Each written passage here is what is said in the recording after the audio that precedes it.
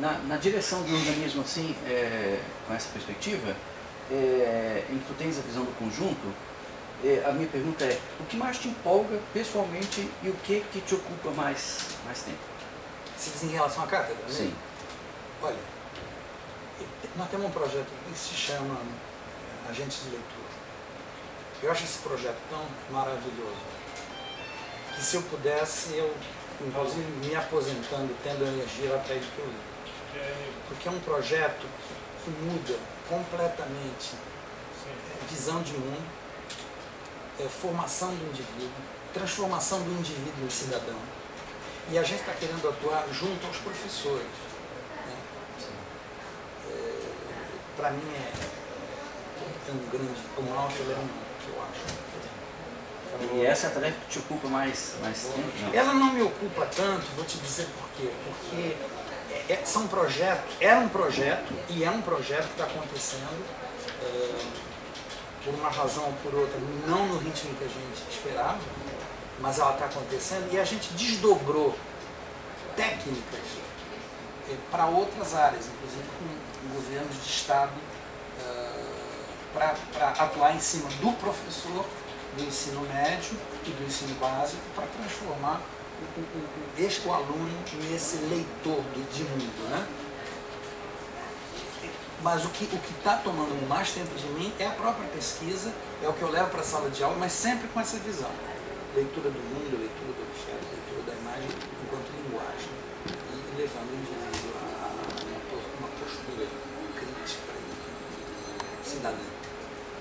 A partir de um texto teu publicado no jornal da Cátedra como suplemento do Rio, você disse que nos primórdios o alfabeto evoluiu de sistemas, figuras, e daí vem então a linguagem, e daí com o texto, hoje a gente já vê num outro extremo na modernidade o texto colocado em aplicativos de mídias virtuais. A pergunta é, como é que você vê o conteúdo tradicional dos livros transposto assim para uma nova tecnologia e como é que isso impacta os objetivos para um organismo como o Instituto Interdisciplinar de Leitura? Eu não sei se você está perguntando na questão das adaptações literárias, não sei se é isso, em outras mídias. É isso? Não mais tecnologia, mais dos primórdios até uma tecnologia altamente sofisticada, em noção de tempo, assim. Olha, o ser humano sempre foi atrás de representação. Por questões transcendentais, religiosas, ou por a intenção de se comunicar, ele sempre foi atrás de representação. Né? E não há como você representar sem pensar em linguagem. Né? Como dizia o Cassirer, Ernest Cassirer, o ser humano é um ser simbólico. Ele faz tudo através dessa capacidade que ele tem de sair do mundo físico e trabalhar mentalmente, criar signos e representar esse mundo fora e ele elaborar esse mundo de uma maneira simbólica. Ora, o que acontece? Você vai desde os primórdios, desde das representações que se conhecem mais antigas, que são as pinturas rupestres, até hoje, você vai encontrar a questão da tecnologia de pintar, de esculpir, etc., associada a um sistema simbólico, uma linguagem, e associada à maneira em que o indivíduo aborda isso, que a gente chama condições de acesso a essa linguagem que representa alguma coisa.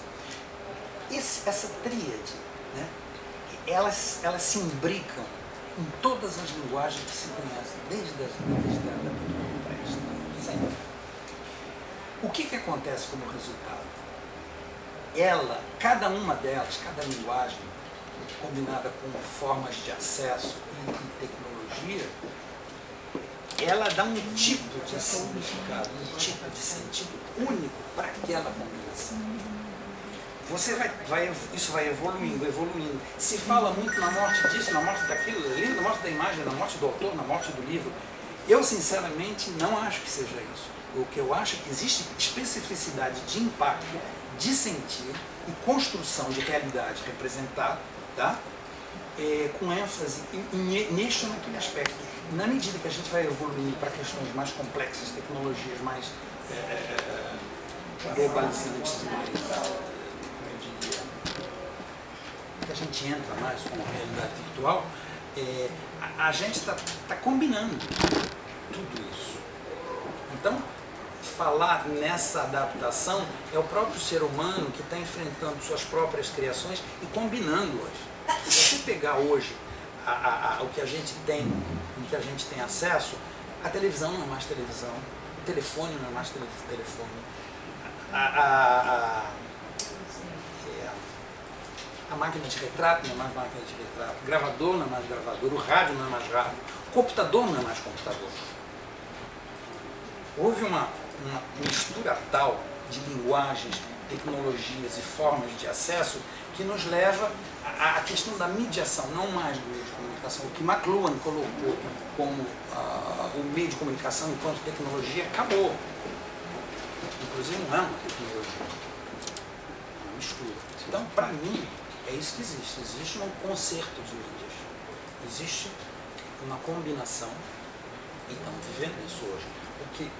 O próximo passo do ser humano é buscar que linguagem ou linguagens se sai daqui. O que a gente quer com isso?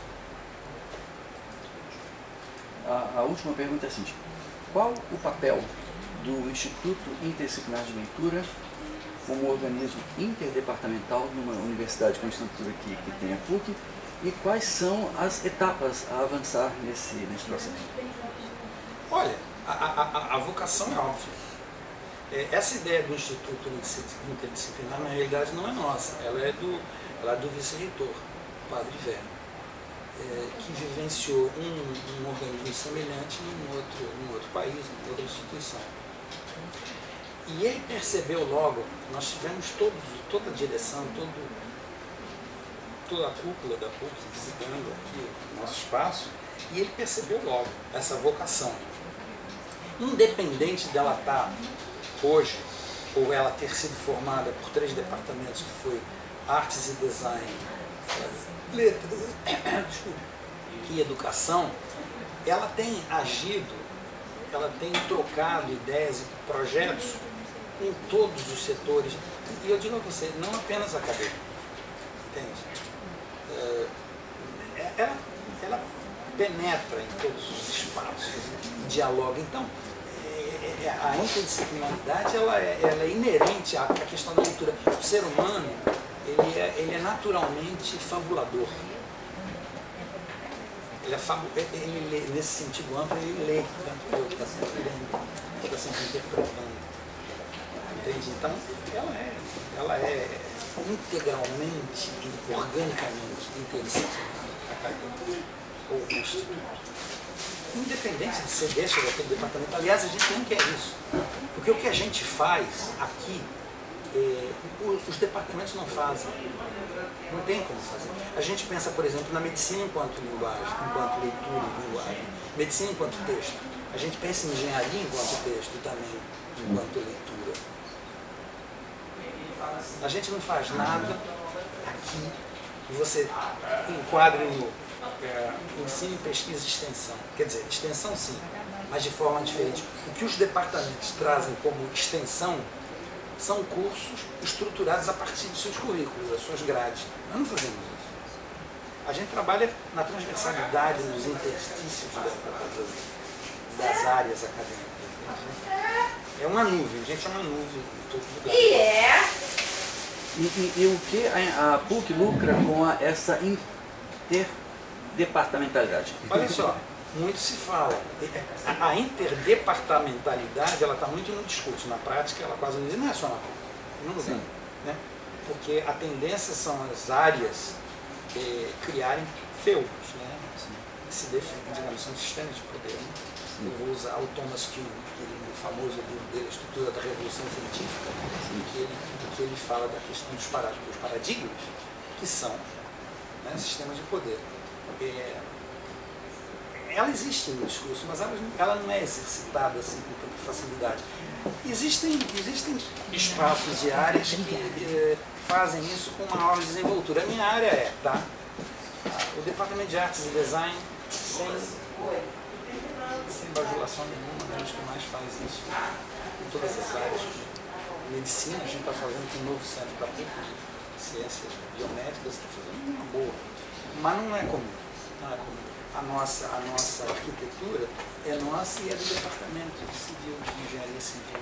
Então a gente faz, mas é tudo muito, eu diria, codificado, institucionalizado, controlado.